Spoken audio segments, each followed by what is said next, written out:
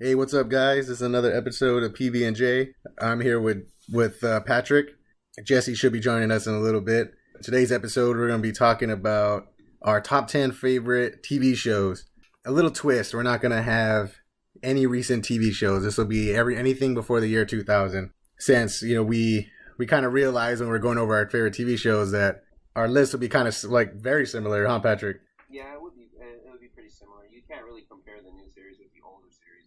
If you look at the older series, they're going to be a little bit slow compared to the newer ones. So, I mean, that's just my take on it. I've actually seen, for example, I used to love the Super Friends. So I have all the Super Friends here. But when I started looking at them, they seemed like there were pauses in between the sentences with the dialogue between the characters, and it was just strange. I guess I'm used to how they create cartoons now. It's just different. It's too slow. Yeah, and then also it's different. Everything's different. Yeah, and I think we've also talked about like production value, right? Like back then, those shows didn't have a big budget, whereas now they're putting in tons of money into these shows, like Game of Thrones, Breaking Bad, and those shows. They're getting millions of dollars per episode, right? They're like little movies every week, and yeah, it's basically an unfair comparison. It is, yeah, it is, and TV for a long time was kind of looked at as like the little brother, right? Like that. If you didn't make it as a film actor, you went to TV. And it was kind of like the other medium. Whereas now, I think people are realizing you could tell really great stories on TV. So you have big name actors going from film to TV, right? Like Tom Hardy just had his show Taboo on FX, where he came up with a great idea. And then his dad's a screenwriter. I don't know if you knew that. I didn't know that. Yeah, and they came up with a story together, and then so they made an 8-part limited series on FX. So you see people like or Westworld, right? How many movie actors are in Westworld? Exactly. James Marsden's in it.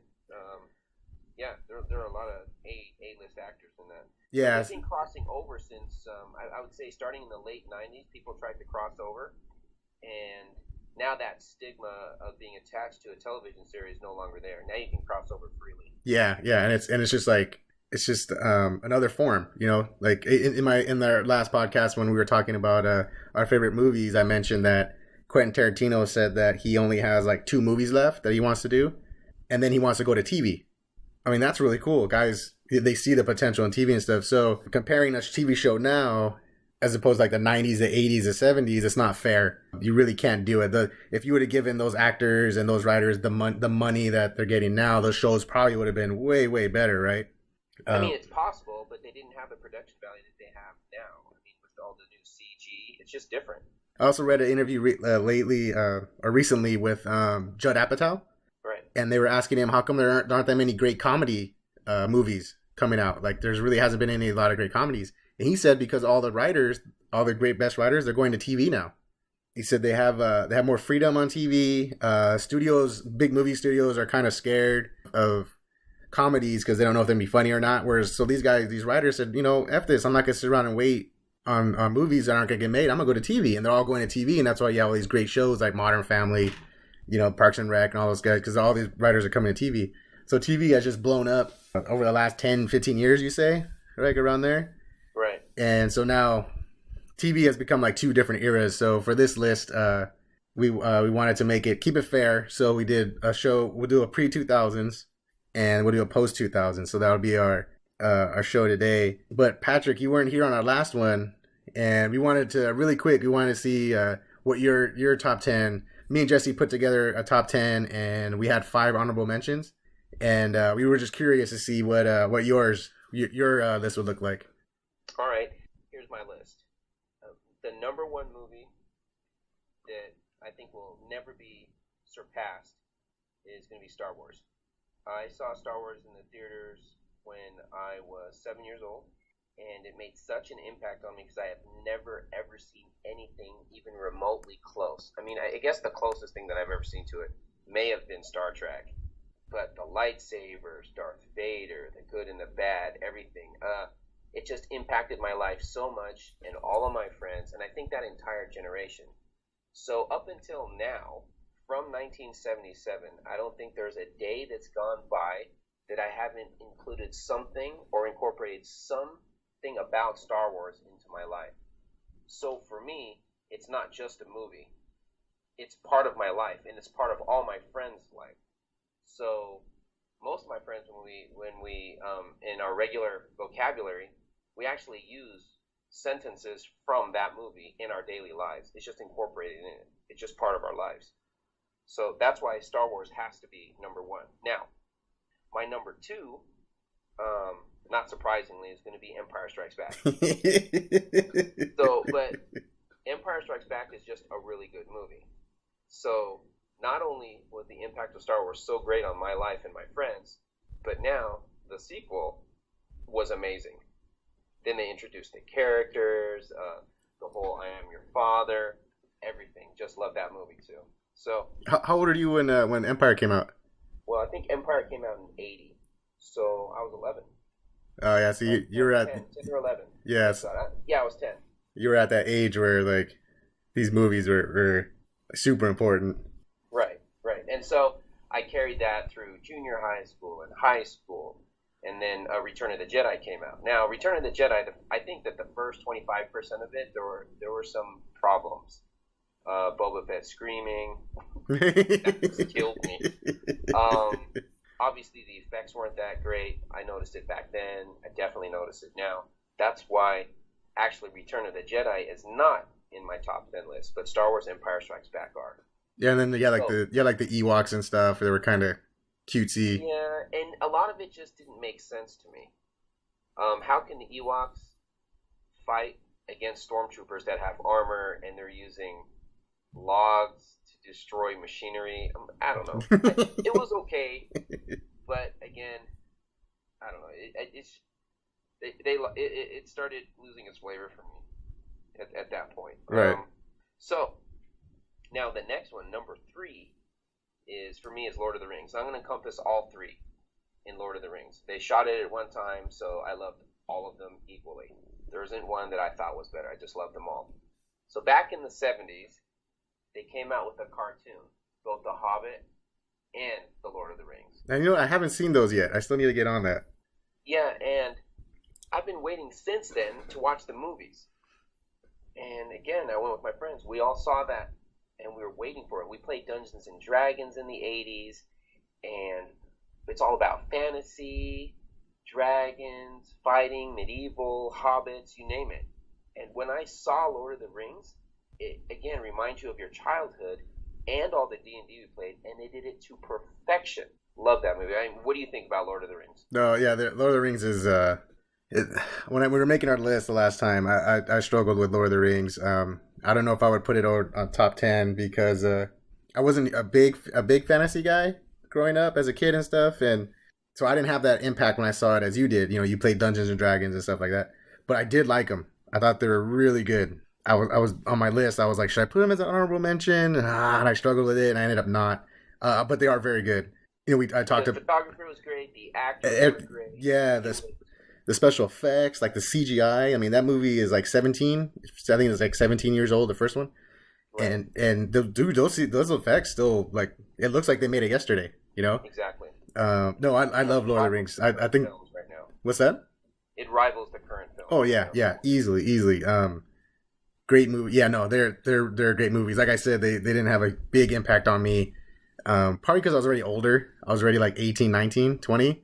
Right. And I was like, yeah, these are cool. I appreciate the craftsmanship and all that stuff that went into them, but it didn't hit me as you did. I grew up with fantasy and stuff like that. But yeah, no, they're great movies. Which one of the 3 of them? Which one do you think is the best? Which one do you like the most? Maybe the second one. I'm not sure. So, don't they kind of? I just like them all. It's all like the same movie to me. Yeah. It's one long movie. Yeah. So the next one might surprise you, but I like my number 4 ranked movie. Every time it's on TV, I stop what I'm doing and I watch this movie. It's Shawshank Redemption. Yeah. No, yeah, that's a good one. You remember Andy Dufresne goes to prison, he's wrongly accused, and then he escapes at the end. It's just a well-written movie. I have no complaints about the movie at all. Morgan Freeman is in it. It's just a great story. I love that movie. It's just a well-written movie. I think on most people's lists, when you look at the top 50 movies of all time, I think it's usually in the top 25. Yeah, it is. It's always up there. No, I'm the same way. When it's on TV, oh, hell yeah, Shawshank. Now I'll just sit down and watch it. So, let's go to number 5. I like Westerns. I really liked Magnificent Seven. I liked Unforgiven. So it was a tough choice. I only put one Western on this list, but I had to go with Tombstone. Oh, yeah. when I saw Tombstone and the way that Val Kilmer played Doc Holliday and with Wyatt Earp, and again, that movie made a huge impact on me. You've heard about that story for years when you were growing up.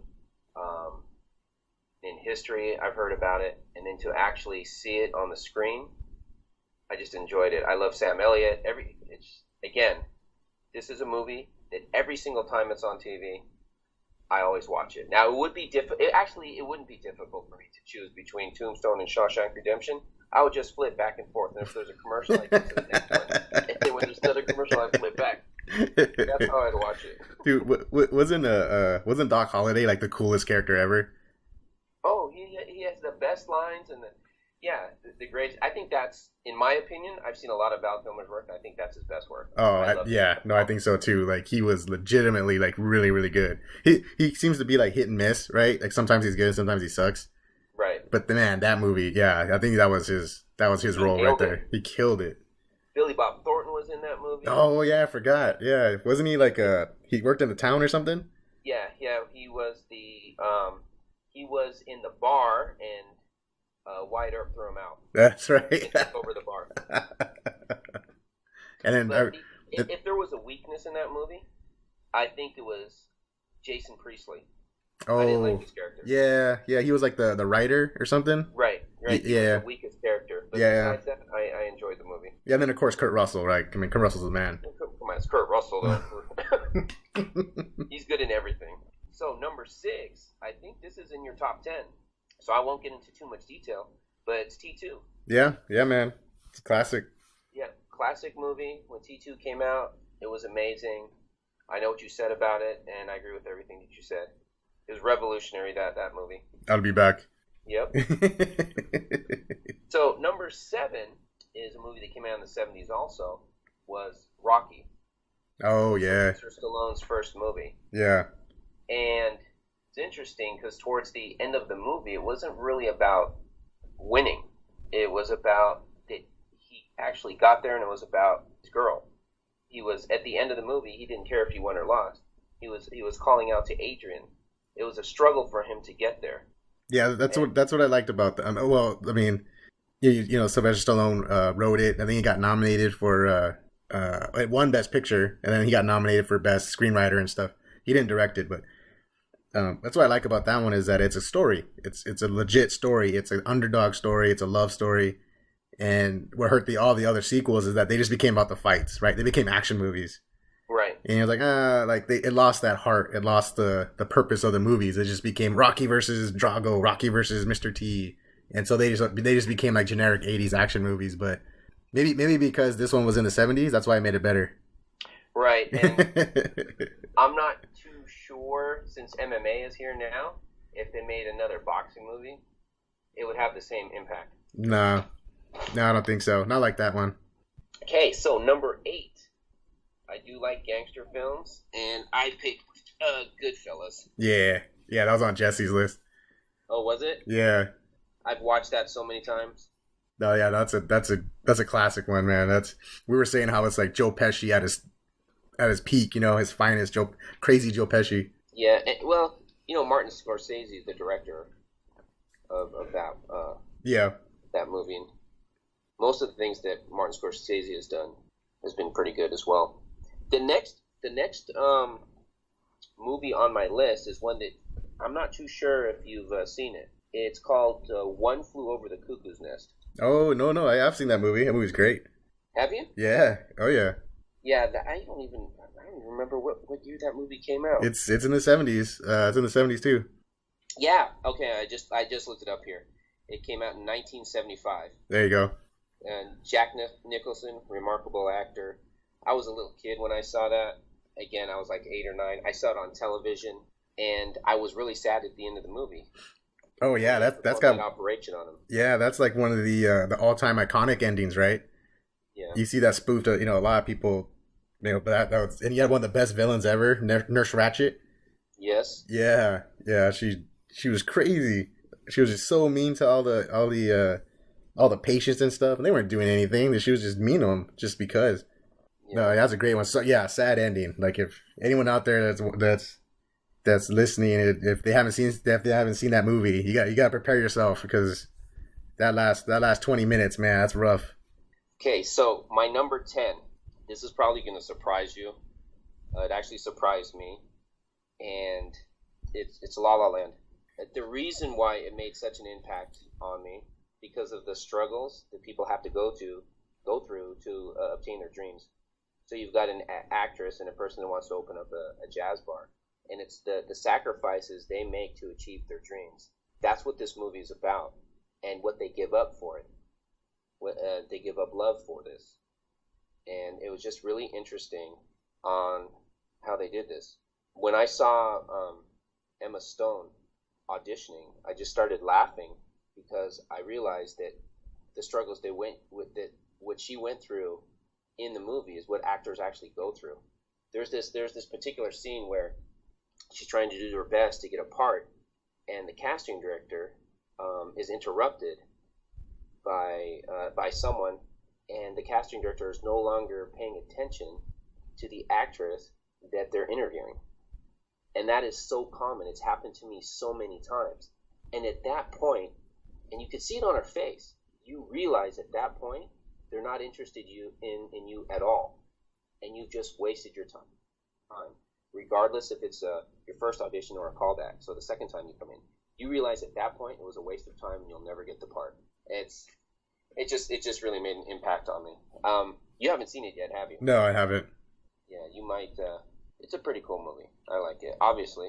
And so for our listeners out there, I don't think they know that. I don't think we explained that you're an actor. Yeah. Yeah. So. Yeah, I've done a couple of things. So yeah, so like something like that, like you can relate to it. Yeah, and they did a really good job in this movie as well. But earlier, this is a pretty funny story. I don't know if you mind telling it. Yeah, you were talking about James Marsden. Your favorite actor. Yeah. I forgot which one I told you, but I think I told you that I was at an audition once, and I was trying to say my lines, and I felt like I was being rushed for some odd reason. And it's like, Patrick, come on in. And I started doing my lines. And before I even finished, they were like, okay, thank you very much. And at that exact moment, I heard somebody else say, Mr. Marsden is here to audition. And they're like, thank you. They walked me out, and they just walked James Marsden. And they're like, thank you, Mr. Marsden. Please take a seat. I was like, at that moment, I knew. It's over. I'm just done. I just got in my car and went home. Yeah, it's pretty funny. Yeah, so now we joke that James Marsden is Patrick's favorite actor. Yeah. But stuff like that happens all the time. You just get used to it. So those are my top 10. I'll recap them. Star Wars was number 1. Empire Strikes Back 2. Lord of the Rings. All 3 of them, really. Number 3. Number 4 was Shawshank Redemption. Tombstone comes in at number 5. T2 is 6. Rocky is 7. Goodfellas is 8. One Flew Over the Cuckoo's Nest is 9. And La La Land is 10. Yeah, not bad. Good list, dude. Cool. Okay, so now we're moving to our TV shows. Now, this was a little harder for me because before the year 2000, I turned 18 in the year 2000, so a lot of these shows was when I was growing up. So a lot of shows are going to be mainly in the 90s because in the 80s, I was a little kid. There were a lot of cartoons, Transformers, G.I. Joe, Ninja Turtles, stuff like that. So that's where I grew up. And in the 90s, as I started getting older, I started watching TV shows. So I was kind of stuck in a little 10-year bubble. You know what I mean? Right. Yeah. Yeah. That are actual TV shows and not cartoons. So I was kind of racking my brain a little bit, but I was able to come up with a pretty good list. Like it took me a little bit. I kind of took your suggestion earlier too, and I put in best TV shows. Oh, okay. Yeah, and then there was a couple that I was like, ooh, yeah, and I'd forgotten. But yeah, no, these are pretty accurate. I think these are shows that I really watched a lot. So number 10, this is gonna be funny. People probably don't realize I watched this show. I watched every single episode every day because it was on every day. I don't think the new episodes were on every day, but I think the reruns were on every day. Wonder Years. Really? Yeah. I did watch that too. Yeah. Dude, I watched that show every day. Wow. It was on, I think it was on Channel 11. Fred Savage was in there. Yeah, Fred Savage, Kevin Arnold. Oh, wow. Yeah, dude. I don't think a lot of people realize I watched that show. But it was, I think because it was on, I think it came on like, oh man, like right before or right after Fox Kids. Like Fox Kids block, it had like X-Men and Spider-Man and Batman and Power Rangers and stuff. And I think this came on either right after or right before. I don't remember, but it was always on around that time. So I just watched it, and I watched the whole series. Like that's the funny part, and it was funny. It was a funny show. It was Kevin Arnold. You follow him when he's a kid, and he grows up right all the way through high school. And I think the show ends when he gets to college. I don't remember him in college, and he was the narrator, right? What was that? Daniel Stern, right? That actor. Right. Was the narrator, and it was really funny. Like he had his friend, he was nerdy, nerdy kid, and they would get picked on at school, and his older brother Wayne was a bully, and he used to beat him up all the time.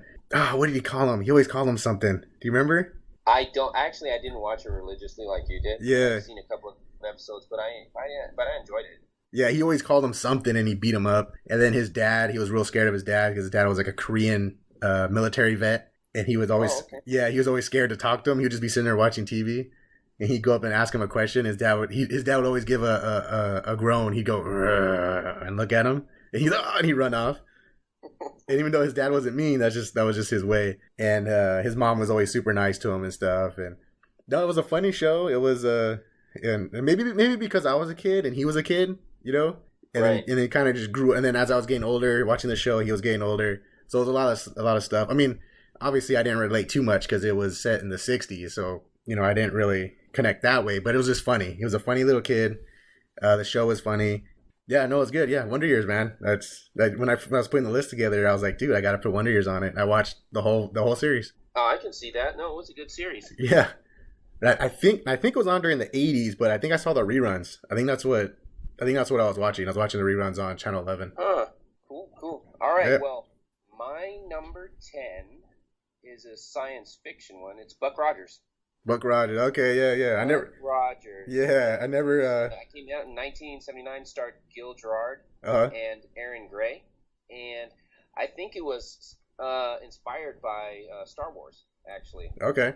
So, are you familiar with what it's about? No. In space? No, I always get like Buck Rogers and Flash Gordon. I always get like their stories all mixed up.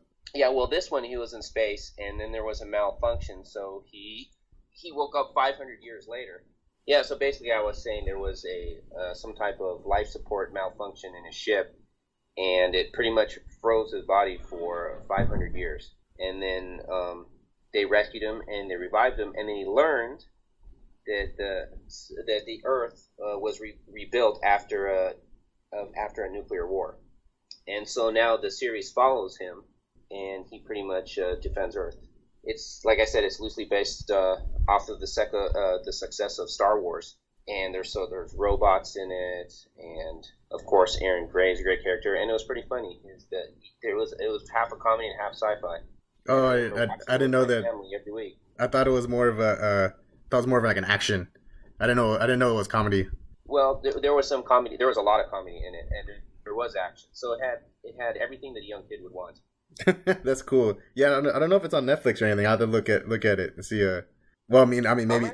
I'm actually afraid to watch the series now because I remember how great they were. Yeah. So now, if I watch them again, I might be bored and I might hate them. So. You'd be like, "Oh, this is off the list." Yeah. So yeah, that's it. It's number 10 for me. All right, we'll go to my number 9. This is pretty funny. It's a show that I wasn't allowed to watch when I was a kid. I had to sneak across the street to my friend's house. We could tell my parents, "Oh, we're gonna go play video games," and really it was to sneak over and watch Beavis and Butthead. Beavis and Butthead. Yeah. Nice. Because it came on, I was like, man, I want to say like 10 or 11. Mm-hmm. And I remember at the time it was all over. Right, everyone was talking about Beavis and Butthead. I don't know if you remember how it was like such a bad influence for kids and stuff. Oh yeah, no, I remember. Yeah. In fact, I remember so much, and it was such a bad influence that I didn't watch it that much.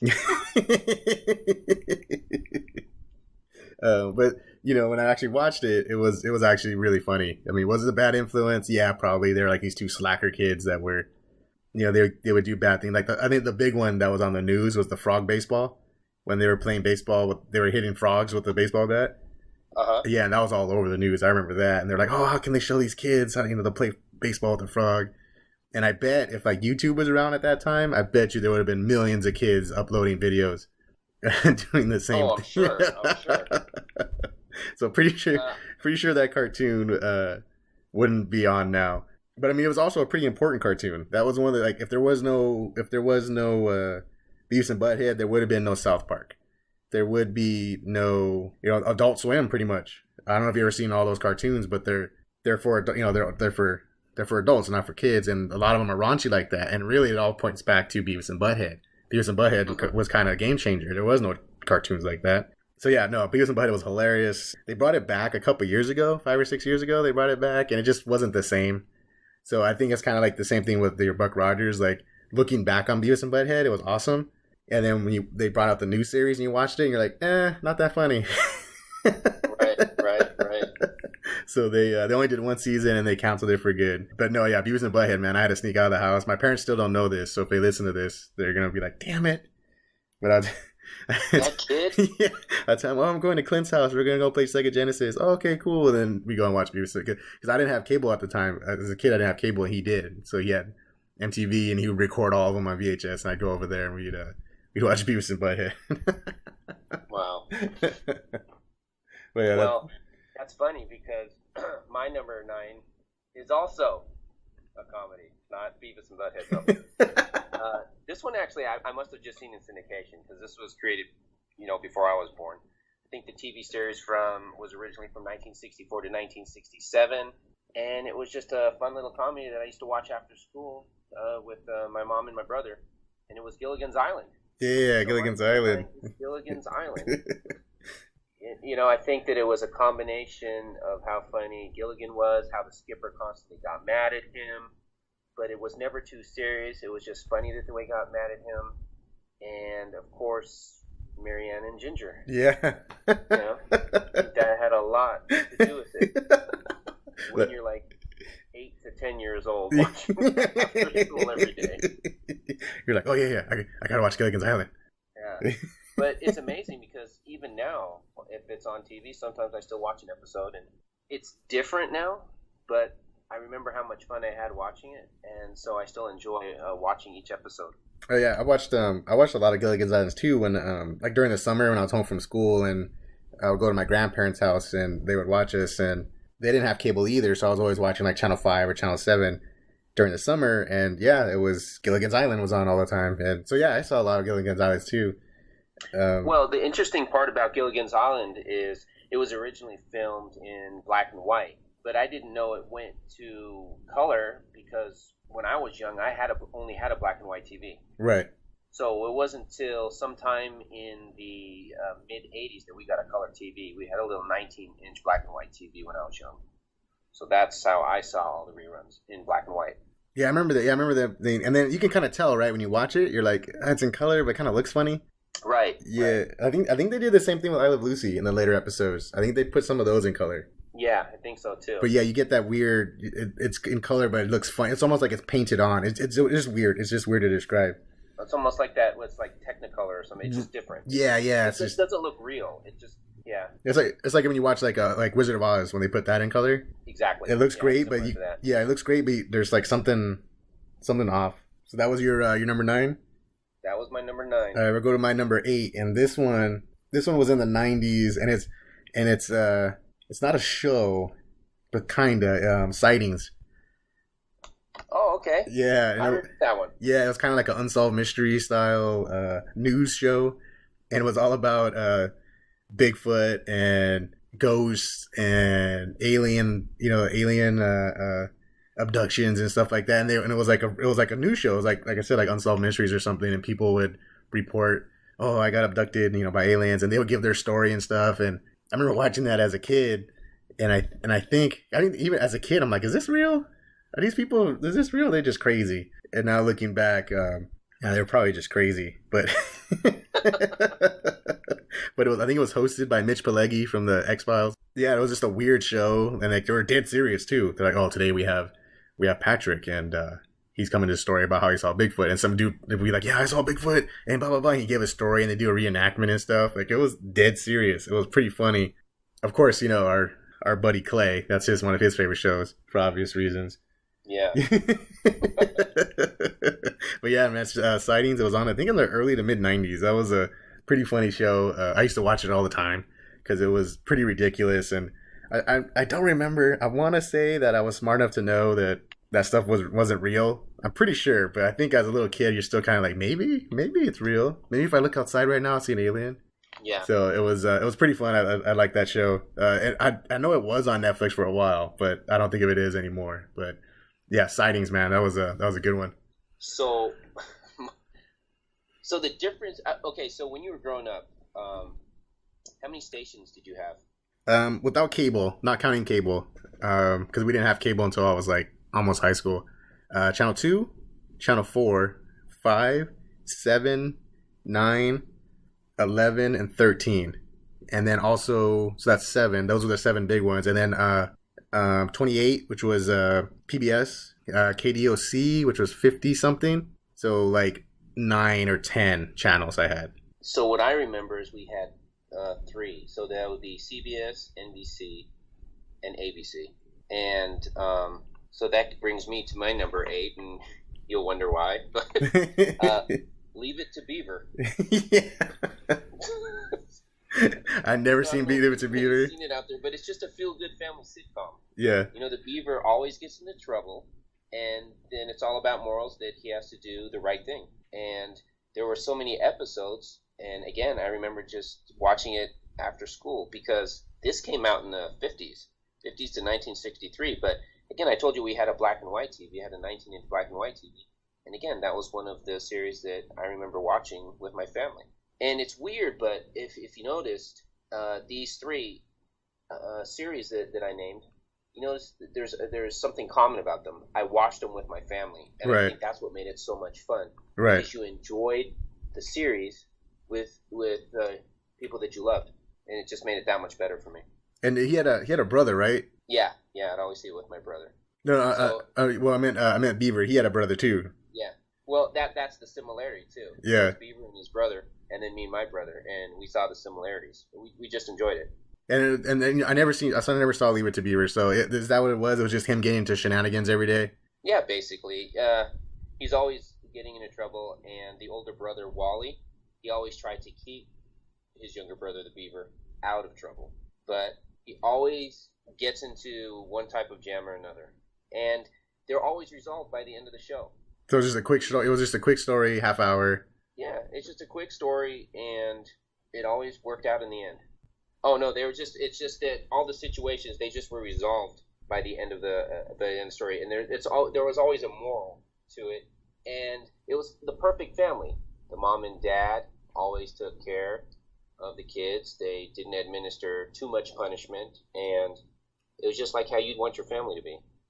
But at the same time, you knew that the kids always got in trouble. Yeah. And they had to take care of it. They had to fix the situation somehow. It always worked out in the end. It was just a feel-good show. Did they? Was that the show they had crossovers with, like, Howdy Doody? I don't remember those. I haven't seen this in a long time. I'm not too sure if they had crossovers. Possibly. Yeah, I just remember hearing about it. That I don't remember either. I remember seeing the show was on Nick at Night. Nick at Night used to have all the old shows and stuff. Did they? Yeah, they had like this and Three Stooges and what was it? Dad Knows Best or Father Knows Best. I think that's what it was. Oh, okay. Yeah, they had shows like that. But I remember I didn't watch them. I just remember seeing the commercials from and stuff. Yeah, I think those were all similar. But the only one I saw was Leave It to Beaver. All right, that's cool. So that was what number was that for you? That was number 8. Number 8. So my number 7. Oh, you know what? You went old school. I'm gonna go old school on this one too. Twilight Zone. Dude, that's my number 7. No. That's my number 7. So we'll just both talk about it right now. Yeah. Dude, I love the Twilight Zone. Every year, I always look forward to New Year's and 4th of July because I know Sci-Fi Channel is gonna have the marathon. Yep. Every year. And New Year's Day, I just, get up and boom, turn on Sci-Fi, and there it is. That show was amazing. So I think that the host was I think his name was Rod Sterling. Rod Serling. Yeah, he's an iconic character that people still refer to, and you see in some movies, and you see in some commercials. Yep. They try to copy exactly what he's done. Dude, you think about, they came out with some really messed up stuff for like the 50s. Well, it was weird, right? It was like this weird mix of like horror, science fiction, drama, comedy, superstition, all put into one, and you didn't know what you were going to get. It just depended on the particular episode that you saw. Yeah, like some of them were like really scary. Like William Shatner, the one on the plane with the gremlin. Oh yeah, dude, that was like scary, man. I remember as a little kid, I was like, oh, I don't know, like when he slides open the window and his face was right there, the gremlin's face was right there. Yeah, no, I remember that one. Yeah, dude, that one's classic. But there were a lot of stars in it. So Burt Reynolds was in it. Robert Redford was in it. There were a lot of stars in these. Yeah, I remember Burgess Meredith was in a couple of them, right? Oh, yeah, he was. Uh-huh. Yeah, the one where the world where he locked himself in the vault. He worked in the bank vault and he locked himself in there, and the whole world there was a nuclear explosion or something. Right. And he comes out and he's so happy because now he can just read books all day. That's all he wanted to do was read books. No one would let him. And then he bends over to pick up a book and his glasses fall off his face and break. And he's like, no, I had time. No. And he sits down and like starts crying. And that's how it ends. Like dang, that's messed up. Yeah, I don't even know how many. There were a lot. There were like 150 episodes, weren't there? There's a lot. Yeah, I've tried to watch them all through. And I always have to stop because there's so many. Because they came out on Netflix, so I was like, oh, hell yeah. And I started watching from season 1.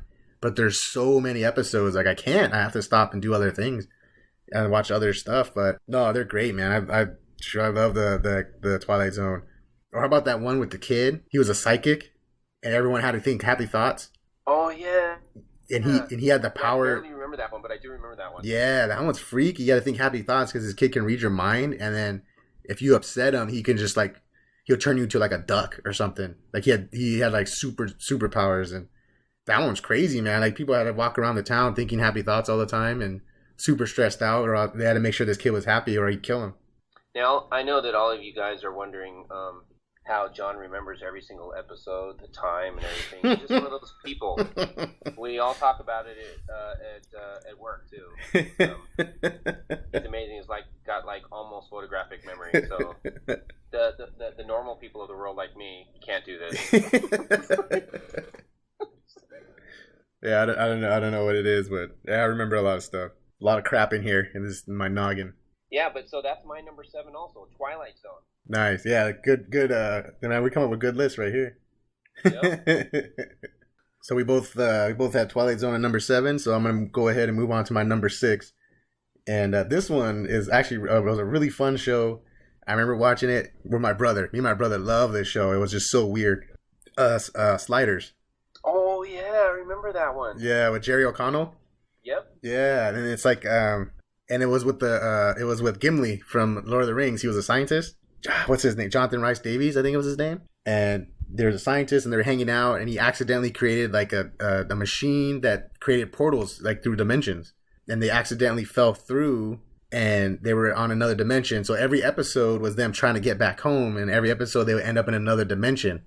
And it was cool because every episode you had a different world, a different version of America. Sometimes they would go and it would be like really goofy dimension where like there's like talking animals and stuff. And then they might go to another dimension. It was like a post-apocalyptic dimension and everyone's dead. And then sometimes they run into the versions of themselves, and sometimes they were good versions or they were even dead sometimes in their world. And that was the whole basis of the show, was they were trying to get home, and they would go to these different worlds, and you get really cool stories. You would get dilemmas and stuff because there were some worlds where like they were like, should we leave this world? Like it's a perfect world. It's like a utopia, but it's not our. I want to go home, and they would leave these type of worlds. And man, I used to, me and my brother were like super into it, and then I don't remember why. I don't remember if it was for salary reasons or something, but Jonathan Rhys Davies left the show. I want to say after like 3 or 4 seasons. And man, that just ruined it. Just ruined the show because he was a scientist. He was like the driving force behind everything. And there was like a core group of people, like 3 or 4 people. Jerry O'Connell was the lead of the show, and he was the young guy who was always trying to figure out a way to help. And then Jonathan Rhys Davies was the scientist, and he left the show, so there was no scientist. And then they brought in like some replacement. And man, that's the worst thing for a show is when one of the main actors leaves, and they can never recapture the magic. I guess what I'm trying to say, right? Like they had chemistry those first few seasons, and it drew you in, and then it was a big tonal shift. And I remember it went on for only like 1 or 2 more seasons, and they even brought in Jerry O'Connell's brother. He looks exactly like him. I don't know if you ever seen that guy. Mm-mm. Yeah, he looks exactly like Jerry O'Connell, like his twin. Brought him onto the show. I don't even remember why, and the show just lost focus, and so it was disappointing. The last couple seasons were kind of weak, and the show ended on a sour. I think they just canceled it.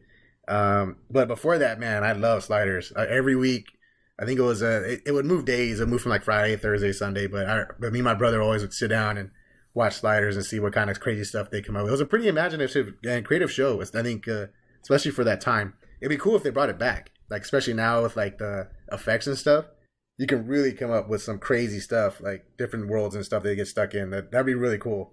But yeah, you never know. They might bring it back. Yeah, I mean, it was a good idea. I thought I liked it.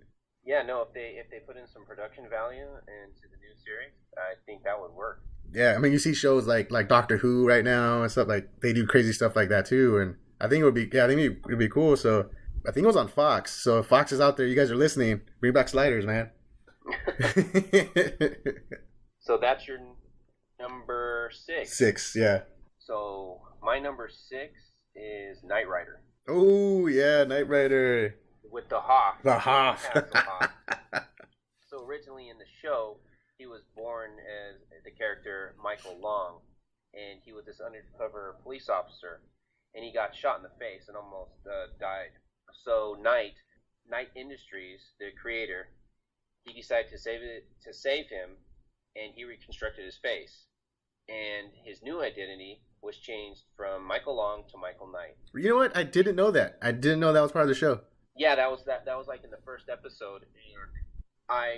What made most people love the show was obviously the car, Kit. Oh yeah. And that's when I started loving Trans Ams. Well, so it was a Pontiac Trans Am, obviously, with the little light in the front of it that went back and forth. And it was like this super high tech crime fighting car. Like, and then later, I don't know if you watched the show, but they got a second car, and then it almost was like a transformer. it would start having wings and everything like that. It got a little crazy after that, but yeah, it's just a high tech crime fighting series, and yeah, it's an enjoyable, fun. He made some jokes on it. He was like the guy's guy. I wanted to be Michael Knight for a long time. It was just cool, and then from that point on, I wanted a Trans Am, couldn't afford one. I ended up buying a Camaro IROC Z because it reminded me of that. So you're like close enough, right? Yeah, it's close enough. But I still like those cars, and that was. I remember there was one episode that there was a twin of his that he had to fight. So it was David. It was David Hasselhoff as both characters. I forgot what his name was. I forgot what his name was, but there was a fight between them. That was one of the episodes that I enjoyed the most. And there was another version of Kit, or another high-tech vehicle that Kit had to fight. It was called Car. Yeah. It was like KAR, right? Yeah. I think KARR. Okay. It was in like the 3rd season. So yeah, that's my number 6. I just love all the technological advances of it, and the high tech aspects, and that he was just a cool character. So Knight Rider, would you go back and watch that right now, or you just let it go? I can't. After I saw Baywatch and stuff, and what he's been up to, I probably won't enjoy it anymore. It's difficult because I tried that before, and I don't want to ruin the memories that I've had of all the old series. Yeah, you can't really ruin like a Gilligan's Island. You can't really ruin like a Leave It to Beaver. But a show like this, where the production value at the time was top notch, but if you compare it to what they have today, it'll ruin it for me. Right. Yeah, those other shows are like timeless, right? Yeah, it would look fake. You'd be like, this is stupid. Like, why did I watch this? Right. Well, those other shows are like, they're like timeless. Those will be good shows in another 50 years. People will still watch them and stuff. Yeah. All right. So this will be my number 5. Now, this show had a big impact on me. This has kind of changed the way I viewed animated shows. Batman, the animated series. Oh, okay. Yeah, because, I was still a kid and I was watching shows. I was watching, cartoons and, X-Dead, X-Men, they had Spider-Man, but they were still more for kids. Right. And then Batman came out and it wasn't for kids. This was they took this show very, very seriously. It wasn't, they didn't pander to kids. They weren't saying, oh, we're going to make it sound all goofy and stuff. They're like, we're going to do Batman. And we're going to do them like the comics. And that's what they did. And, oh, man, it was so good. For a lot of people, this is the definitive Batman. They still think, no, Kevin Conroy's the Bat. He is Batman. They have their own animated movies. They did Mask of the Phantasm and, there's another one. But Mask of the Phantasm, a lot of people still consider that the best Batman movie, period. Over Dark Knight Returns. Which one was this? It's called Batman Mask of the Phantasm. I haven't seen that one. Oh man, yeah, you gotta check it out, dude. It's great. And also what they did with the show is to kind of give it that timeless look. Is that you can't really tell what time era they put it in, because they gave it an Art Deco style, so it kind of looks like it might be 50s, 60s, but no, it's not. It's current and it's cool. It gives it a cool look to where you can watch it right now and you enjoy it. You won't be thinking of, we were just talking about Knight Rider and stuff. You would think, oh, that's an old cheesy show. Look at the technology and stuff. With the Batman the animated series, you don't get that feeling. You just look at it and it's Batman. And it's interesting what you're saying. Most of the shows that I've told you are for pure entertainment. Mm-hmm. None of these shows made an impact on me. It was more to pass the time, and I just enjoyed it, and I laughed with my family. But for you, it seems like there was more of an impact on it. I know that you're big into comics. I know you love Batman and stuff, and I like Batman too, but it's just different for me. No, yeah, this was, oh man, it was every day at 5 o'clock. No one be on the TV because I was just going to rampage. I used to get so mad because at that time I was playing baseball. Okay. And baseball practice was at 5 o'clock. Oh my God. So mad. Oh, I would just be and you had no DVR at the time, right? No, it was just VHS. So I would set it up, and I would set up the VHS, and I was like, if anyone touches the VCR, they're fucking dead. And then my little brother, it was always a risk. My little brother was crazy. He was just a little crazy wild card. So I didn't know what he was going to do. He could just change it and turn out. He didn't give a crap, So I always had to tell my parents, you keep Mike away from the TV. I swear to God, I'm just going to. And they're like, yeah, we know. And that was one of the reasons why I quit playing baseball. Are you serious? You gave up baseball? You could have been playing for the Dodgers. Instead, you're watching Batman. Oh man, So I was like, I can't play baseball anymore. It comes on at the same time as Batman. This is unacceptable. But that show was so good. It's the first animated series to win an Emmy for writing. Really? Yeah, it won the daytime Emmy for writing, best writing in a series, and it was the very first animated series to do that. So after that, I think they made their own category for it. So that's how good this show was. That's how well written and it's an important show. It's a game changing show. But yeah, Batman the animated series. Check out Mask of the Phantasm, dude. You can find it pretty much anywhere. It's a great movie. Yeah, I'll check it out. Well, my number 5 is just again pure entertainment and sci-fi. It would be Star Trek. Which OG or the OG Star Trek? OG, okay. James T. Kirk and the original Spock. I love that. I liked all the Star Treks, but that made the most impact on me again because when you're young like that, you never see anything like that. You're intrigued by all the aliens that you get to see, the different types of aliens, phasers. It made you think if there was actually aliens that exist. If there's life on other planets. It did intrigue me as a kid, but again, when you're a kid like that, you just look at it for pure entertainment value. I like the fighting scenes. I like the stoicism of Spock. These characters were iconic to me, and with the reboot of the new Star Trek movies, I think they did an incredible job of replacing those characters. I think they portray them virtually perfectly. They're just younger versions of from the show, right? It's pretty much what... Yeah, exactly. Now, if I look at them again, there might be cheesy, so I'm afraid to watch them. So I don't really watch them anymore. Yeah, I'm so happy with the cast that they have now. And like Deep Space Nine, I used to watch that, but it's the original ones that actually started me on the sci-fi. So I saw Star Trek before I saw Star Wars, obviously, but then Star Wars took over. Right. So I'm both a Trekkie and a Star Wars fan, but I love Star Wars more than I love Star Trek. Yeah, my dad's a big Trekkie, and he used to watch it, and I remember watching a couple episodes with him, and I didn't get that into it. I don't remember because it was my age or what, but I do remember the one episode where he has to fight the Gorn. Right. Yeah, that was cool. It was this 1-on-1, him versus this giant lizard thing, and he had to like figure out a way to kill him. He used like the chemicals right from the planet. He used like he made a little like rocket launcher and stuff, or a little gun.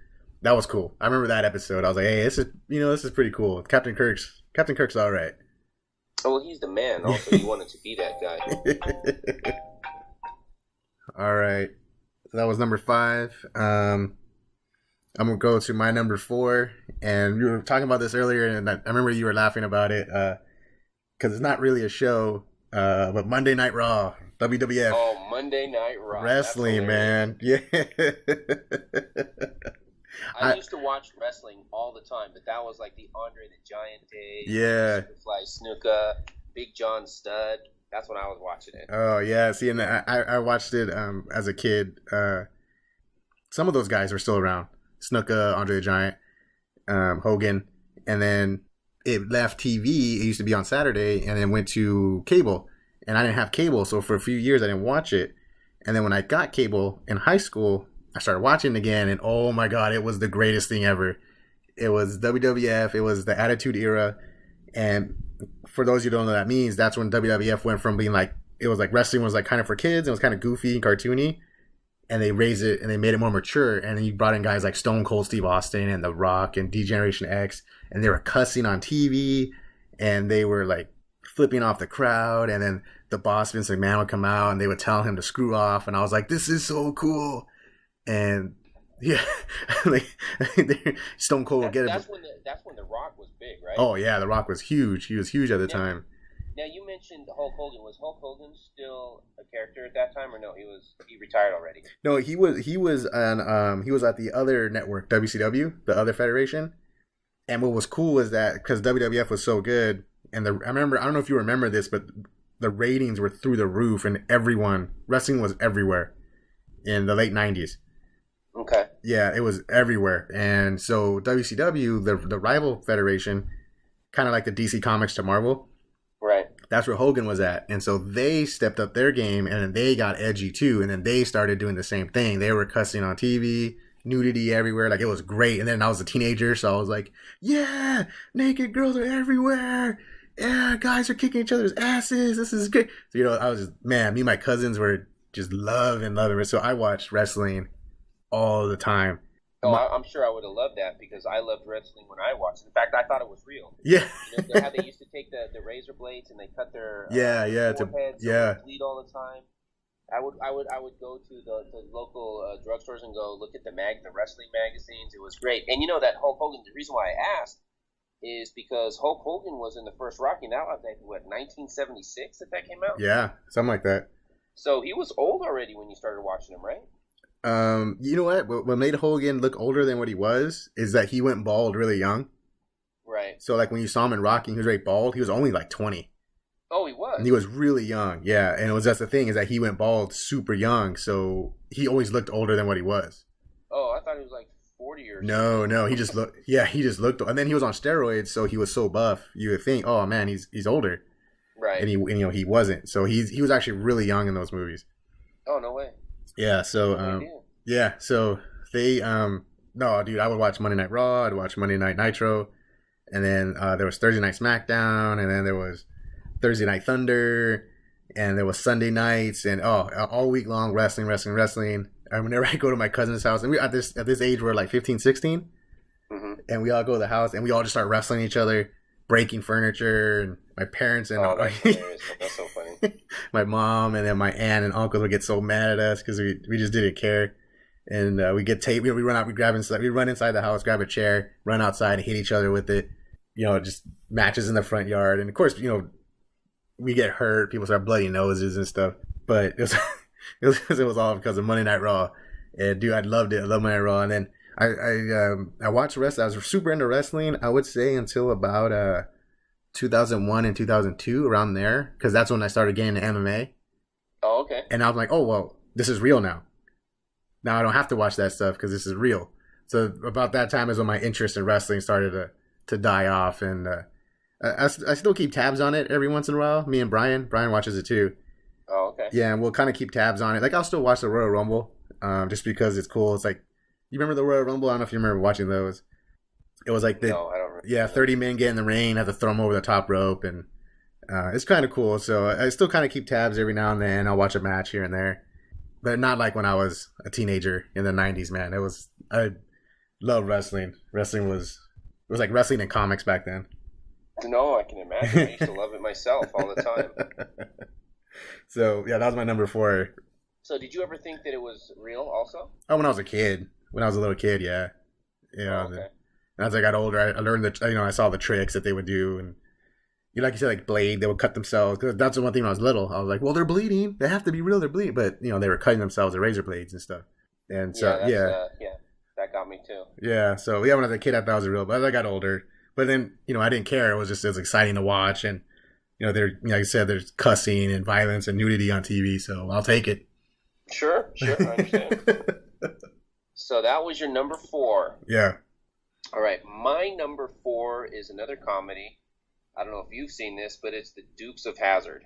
Okay. With Bo and Luke Duke. Yeah. And the General Lee. I used to love muscle cars. This is a Dodge Charger that had the Confederate flag up top, which they probably will never have again. I think they take the Confederate flag off of it, and they don't want those cars running around anymore. Yeah. Currently. But back then, it was all in good fun. It was good-natured fun.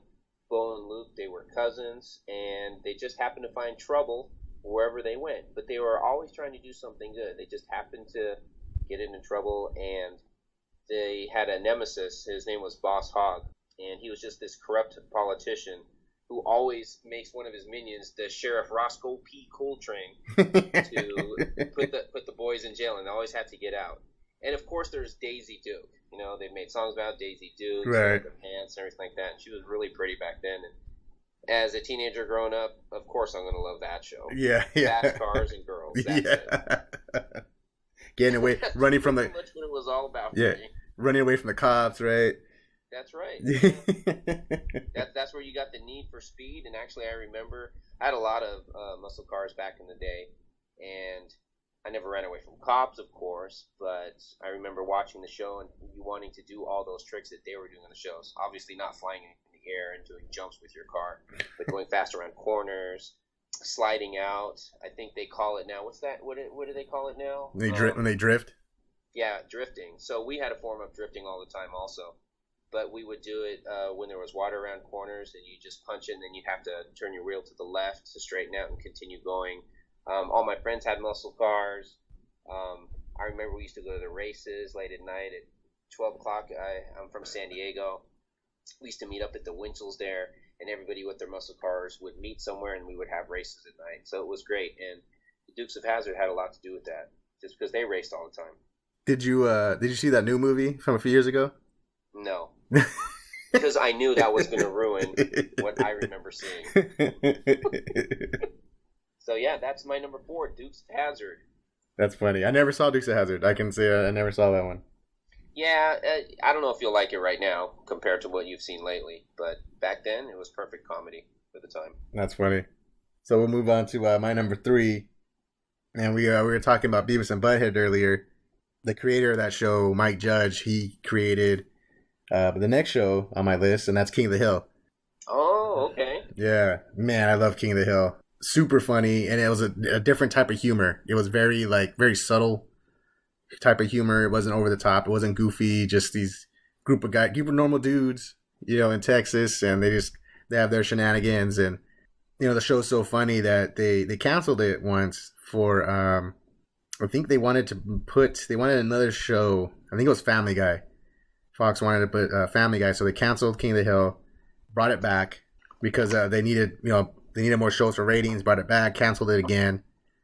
And that was a few years ago, and now it looks like they might be bringing it back again. Oh, okay. Yeah, so I'm super excited about that. The only thing is that Mike Judge also, he runs Silicon Valley on HBO. So they're trying to figure out a way to get a schedule back together so they can bring back King of the Hill, which would be great, man. The King of the Hill is, it's a super quotable show. Me and my cousins just throw quotes back at each other all the time. And one thing that was great about the show is that it went on for a long time, like 11, 12 seasons. Mm-hmm. And it's funny the whole way through. You go from season 1 to now, or not to now, but season 1 to season 12, and it's funny the whole way. The quality does not drop, which is great, because that hardly happens anymore. You know, you have a great comedy that starts and then it kind of fizzles out by the end. Mm-hmm. This one didn't. It was funny all the way through. Great characters. You have Hank. You know, he's like kind of like he's a good guy, good dad and stuff, but he's like super uptight. But it's just really consistent and funny all the way through. All the way through, consistently funny. You know, and it's funny because his son Bobby Hill is like, I don't want to say a disappointment, but like Hank grew up playing football. You know, he loves the Cowboys and all that stuff, and then his son Bobby wants to be a magician when he grows up. He's walking around the house with a cane and top hat and stuff. Oh man, it's so funny. I'm glad hopefully it comes back. I'm rooting for it to come back. Love the show. If you haven't seen it, check it out, because no matter who it is, you're gonna laugh. You're just gonna crack up. You're just gonna crack up. That's all it's gonna come down to. So, King of the Hill. That's my number 3. Nice. Well, my number 3 is another old one. Once I tell you guys what it is, maybe you can understand. I was watching this again when I was a kid. I Dream of Jeannie.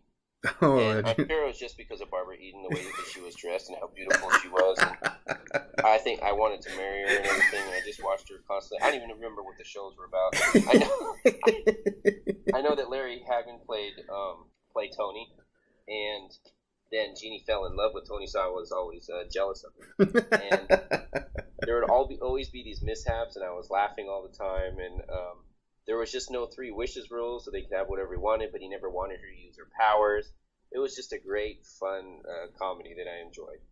Yeah, she's just, she was so, I believe that she was so pretty back then.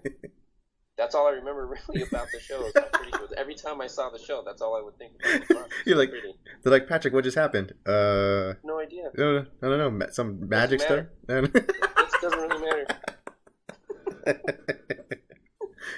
I haven't seen the show either, so I don't know. I don't know what happened on the show, and apparently you don't either.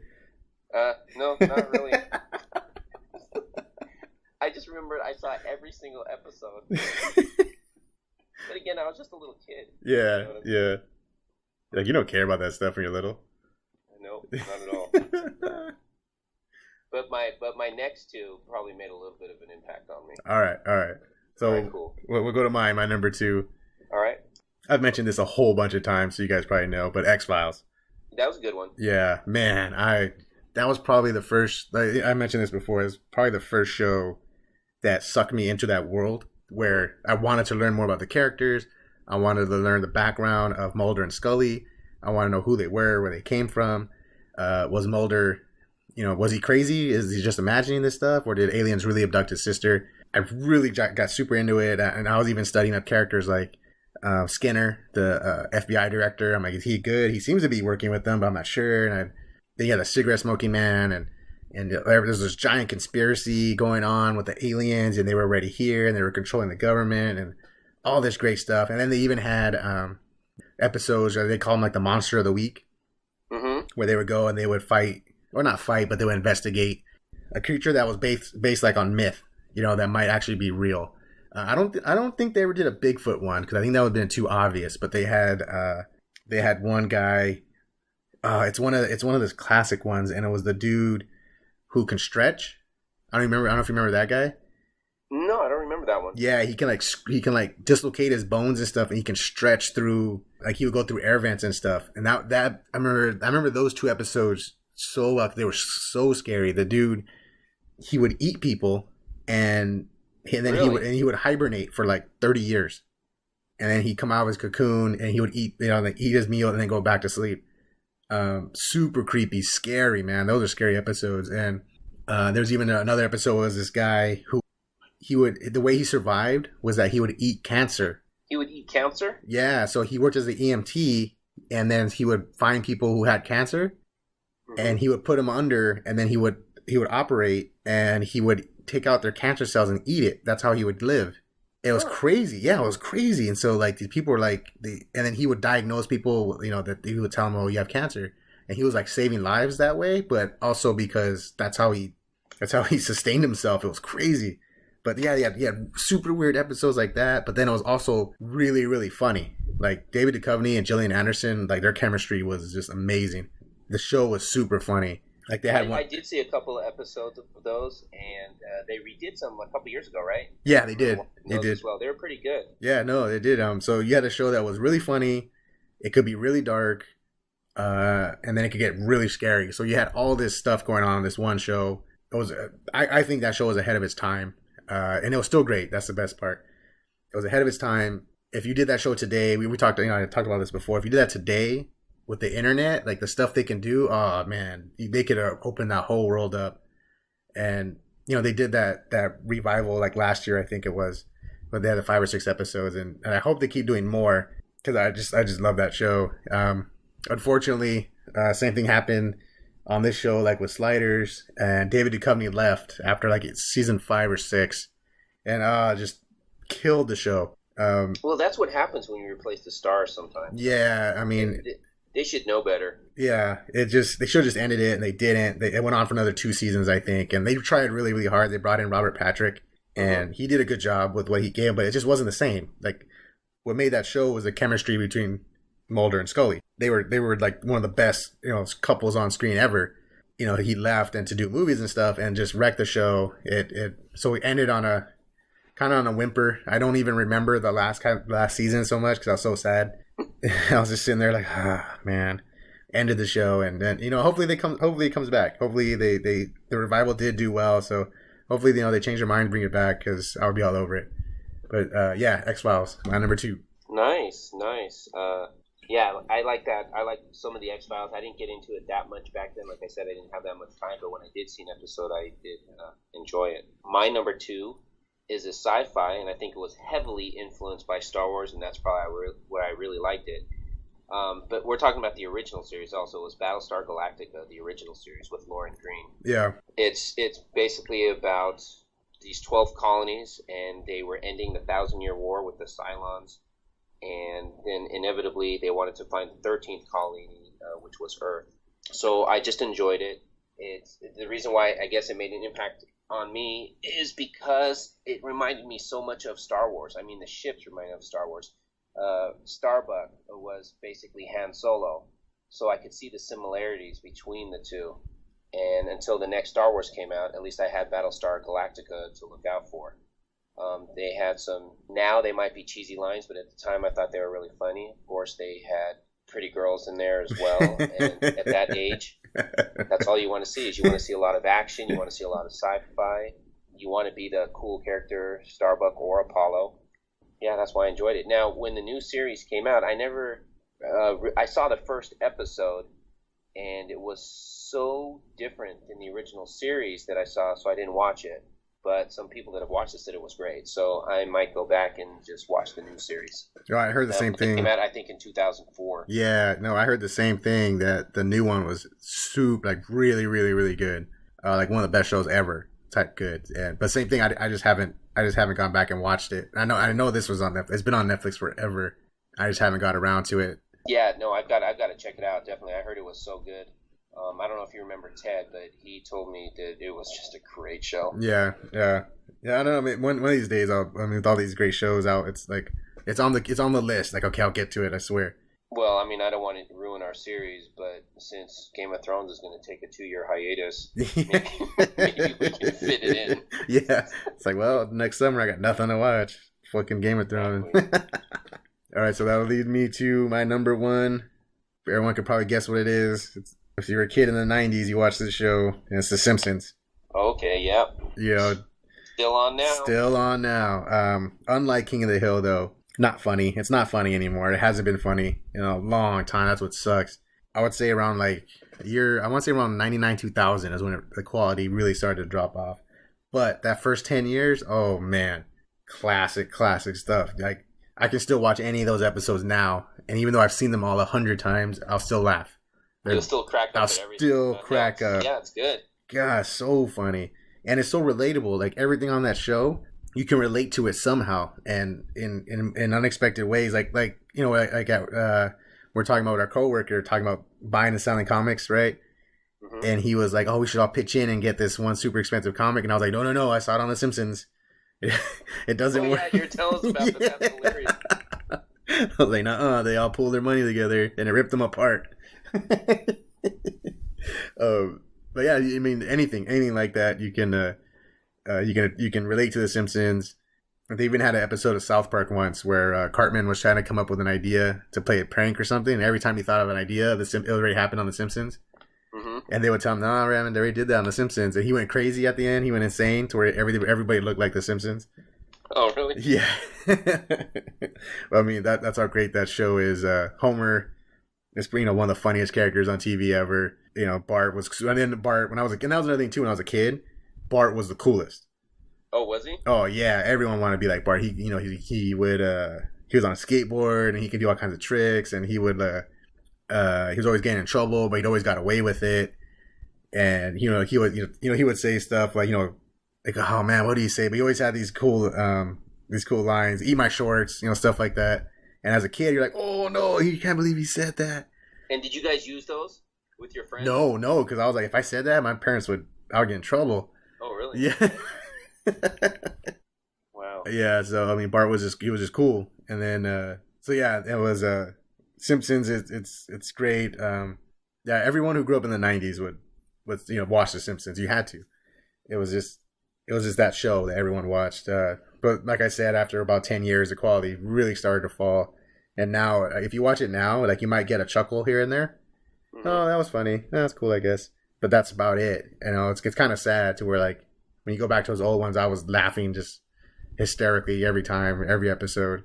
It's going to be going on 30 years, I think, coming up soon. And I hope they end it, because it's just not it's not what it was. But no, number one favorite show, pre-2000, The Simpsons. Wow, that's a good one. I think a lot of people would agree with you on that one. My number one, though, again, it's just pure entertainment. It was the $6 Million Man. Yeah. He's just an astronaut that got really injured really bad, right? And then the government rebuilt him. Yeah. Rebuilt him, obviously, for $6 million, which is nothing right now. But he's got body parts that are part machine, so he's like a cyborg. But for $6 million. Yeah, and then when he recovers, he's got superhuman strength, speed, eyesight. That was something I had never seen before, and that's what I loved about it. He was so fast. I remember when I used to race, when you had races with your friends or in school, the theme song. That one? Yeah. I would sing that in my head when I was racing everybody, and I'm sure every other kid was doing the same thing. I remember my brother doing that. So then what he does, he just goes to work for the Office of Scientific Information, and whenever they needed him to do some type of mission, they called on the $6 Million Man. A couple years later, there was another series called The Bionic Woman, and similar, except for it was a female, but I didn't really like that show. I really liked Steve Austin. He was an icon back then. Just we all wanted to be that guy. We wanted to be part cyborg. We wanted to be faster. I remember there were a couple episodes that I really liked. Something Bigfoot. He had to fight Bigfoot. Yeah. That one I want to go. I've never seen the show, but that one I want to watch that episode. Oh, you've heard about that? I've heard. Yeah. Oh, yeah. Everyone talks about that one. There's another one where he is fighting a tank too, and I remember those are my two favorite episodes. So again, it's like just pure entertainment. I know not a few years ago, maybe 9 or 10 years ago, they tried to bring it back. They tried to bring back Bionic Woman. Do you remember that? I don't remember that. Yeah, it was really bad. I think they only had like 2 episodes aired, and then they canceled it. Oh, really? Yeah. Well, I can't imagine what it'd be like with the production value that they have now and all the CG that's available, how good it could be. So I'm actually afraid, again, to watch those old series because I know I won't like it anymore. Did you have the toy? I did have him. I did have his action figure. Yeah. Because it was all about action figures back then. I had all the Star Wars figures, Bionic Man, anything that came up. I would have my mom buy it instantly. That's what I got for Christmas every time. But you know what I didn't like about the Bionic Woman is I just didn't like her. I didn't really like Lindsay Wagner that much. But like in Buck Rogers, Aaron Gray. Yeah. Every guy that used to watch Buck Rogers loved Aaron Gray. Yeah. At the time, so looking back at it now, maybe they should have cast somebody that more people would like. Maybe the show would have done better. But as far as that goes, $6 Million Man was great. He was the total guy's guy. Everybody wanted to be him. I remember all my friends, even though we were like 10 years old, we always wanted to be the Bionic Man. How cool would that be? So there's a similar character right now. It's Cyborg. Oh, the DC in the DC movies. Yeah. The DC character Cyborg. Tremendously similar. I don't know. See, that's my number one, $6 Million Man. So this show wasn't on your list, but I wanted to ask you about it. What did you think about the Batman series? Oh, the original, the '60s one. Yeah, I love that show. The reason why it wasn't on my 10 best is because I didn't see as many episodes as I would have liked. Remember, we just didn't have the capability to watch all the shows. So when that was on, I loved it. I was just laughing. I didn't think it was cheesy at all. Now I've seen some episodes, and a lot of them just don't make sense to me. I don't even understand. But as a kid, you're like, wow, Batman. You know, and he's like, lucky I brought my anti-whatever spray that he had. Yeah. But back then, I'm like, that's so cool. Yeah, I think there were some other honorable mentions that Get Smart. I don't know if you've seen any episodes of the original. I remember Get Smart. Yeah. The Lost in Space. Yep, Lost in Space. All of those. They were good fun shows. Do you remember the movie? Did you see the movie Lost in Space? I did.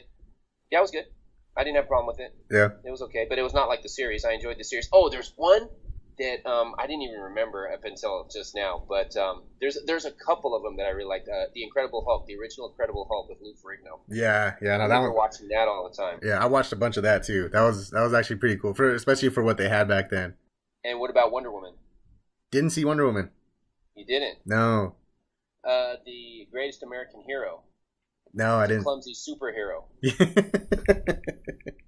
that came out in the early 80s. I enjoyed that one too. But series that I liked back then, like A-Team. A-Team was good. Okay, I remember seeing A-Team. The original Charlie's Angels. Yeah, original Charlie's Angels. Yeah. Do you remember Chips? I do remember Chips with Eric Estrada. Yeah, I remember watching that a lot when I was a kid. Like I remember that one being the show when I was homesick from school. Mm-hmm. And I'm just watching TV, and it would come on like at noon. The Chips. It was like Price is Right, and then Chips would come on. Oh yeah, I remember both of those actually. The Price is Right with Bob Barker. Uh-huh. Now there was a series that was on a space series, and I always had to watch it because there was nothing else to watch on TV. It was called Space 1999. It was so slow, and I hated it. I think that's why I loved Star Wars, Battlestar Galactica, and Bud Rogers so much, because that show was so slow. It must have been made for adults. But I remember watching like 4 or 5 episodes, and when my parents would watch that, I would stop watching, and I would just like play on the floor and do nothing. I just hated that show. They made us watch it all the time. But I grew up with like The Love Boat and things like that. So shows that were just fun, enjoyable, and pass the time. Yeah. I do remember Fantasy Island. That was pretty fun too. Did you ever watch Fantasy Island? No, that's the one with the plane, right? Yeah. About The Simpsons. I don't know if you knew this, but I think it was after 2 years that The Simpsons was on. I think that the producers wanted to cut the cast because they wanted too much money. Uh-huh. So then what the studio said is they'll just replace them with other voice actors. So the writers stepped in and said, no, we can't do that. Just pay them what they're due. They're the ones that actually made the show what it is. Right. I thought that was really nice. They don't always do that. A lot of times they just cut the actors. And if you get a voice actor, you can pretty much copy anybody's voice that you want. Yeah, it's insane to hear. It's insane to hear these voice actors. Like a lot of them do. Like I didn't know this until a few years ago, but a lot of voice actors, they also dub actors' voices. Like when they do in movies, like if the actor's unavailable for a reshoot or something like that, or a line of dialogue didn't come through, they can hire these voice actors from like The Simpsons who can imitate their voice, and they just do it right there. Right. No, and it's almost identical. You can tell. Yeah, you have no clue. I don't think you can do that with like iconic characters. Like I've seen people try to sound like James Earl Jones as Darth Vader, and it's just not the same. Right. I don't think they can do it maybe with like Optimus Prime. I don't think somebody can copy his voice identically. You would know the difference. Right. Genie, Robin Williams. Right. When they would do the direct-to-video, they did a bunch of direct-to-video stuff, and they even did an Aladdin cartoon and stuff like that. The guy who did the guy who does Homer, he does the genie. And, oh, really? Yeah, and he sounds really, really close to Robin Williams, like really close, but you can tell it's not him. But so you can tell. You can tell, but that's probably as close. Pretty close. Yeah, that's about as close as you can get to without it being Robin Williams. And it's Homer. Homer's the one who does it. And he has the same energy and fervor that Robin Williams had. Yeah, he has all that stuff. It's just it's just a little off. Oh wow, that's interesting. But if you weren't paying attention, you would think it was Robin Williams. Nice job to have, and they get paid a lot of money. They get paid, they get paid a grip. So that was our list. That was our list of top 10 shows. I was actually interested. I wanted to hear your list because I knew that you would have shows that I would never have seen or even thought of. So I wanted to see what you would come up with. But at least you're familiar with some of them. Oh yeah. I still remember a bunch of them. Yeah, some of them are still on. Sometimes I still watch them. I just got to catch up on a couple of the series that you watched that I didn't watch. Oh, like which ones? What was that one that you told me to watch that's on Netflix? That was... Let me see. Was it animated Batman? Yeah, that one. Yeah, Batman, Mask of the Phantasm. Yeah, Mask of the Phantasm. That's on Netflix, you said, right? It was for a long time. It should still be there, but yeah, that's a classic. I wouldn't mind seeing more of the X-Files also. Oh, I know. I didn't see enough episodes of that particular one. I heard how good it was. Oh, and also I want to see Battlestar Galactica. That's what it was. That's what it was. Yeah. Battlestar Galactica. Yeah. We got that'll be our show for next year. Yeah, because there's nothing else to talk about, right? Well, maybe Westworld's coming out. I don't know. Yeah, we'll see. Hopefully, it comes out next year. So yeah, that was our list of pre-2000. I think we'll still do a post-2000.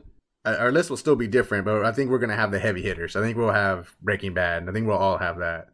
I think it's gonna be Game of Thrones, Breaking Bad, Westworld. Those shows are Better Call Saul, right. Walking Dead. I mean, those shows are just the best shows that are out there right now. Yeah, so I know Brian wants to jump in on that. I think maybe what we can do is, and this will be hard too.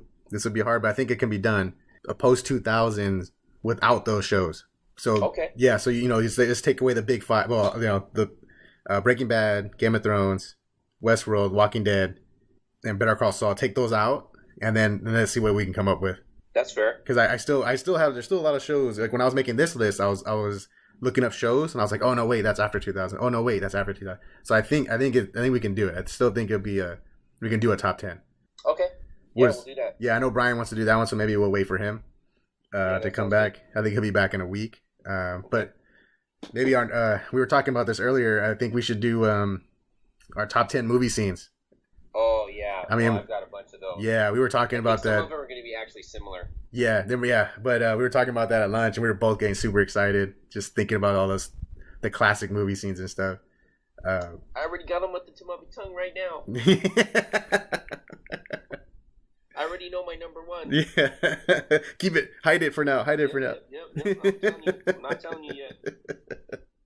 But yeah, so we'll get to that next time. Thanks for listening, guys. We had a fun episode. Not as long as my last one. Me and Jesse, man, I don't know what we blabbered on about for like almost 3 hours, but me and Patrick are a little more efficient. Yeah. So thanks for listening. We'll see you guys next time. Take it easy. See you guys next time.